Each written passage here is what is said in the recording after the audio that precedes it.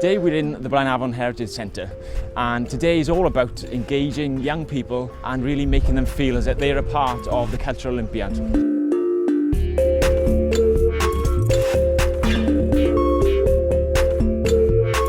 Well, the gamelan is an Indonesian instrument, and there was an understanding and a development of that instrument in the Heads of the Valley. So we've been working on this site as part of the Elemental project, really to encourage people in the local area to think about sound in new ways. Part of that has been about performing with the gamelan, which is made up of salvage metal from around the area. So you can take bits of metal from the mine, bits of metal that you might see around you here actually, and explore their sonic potential.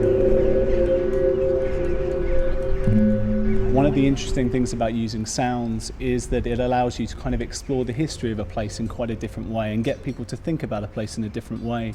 So Blaenavon itself has a kind of a very rich industrial heritage, but maybe people think about that primarily in terms of the visual aspects of the buildings that are left behind.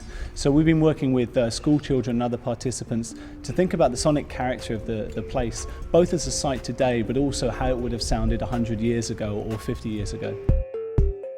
There's really quite a rich palette of sounds that can be explored from it.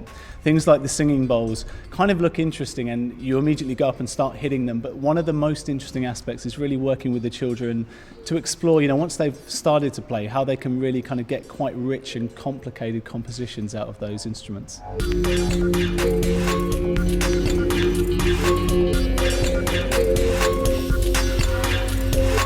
One of the things that really, I think, enthuses me as an individual and us as an organisation is about getting young people to be involved with technology in new and interesting ways. Particularly with music, children often come to it with quite a pre-established set of ideas about what they might be able to do, and also be quite intimidated by the complexity of music technology.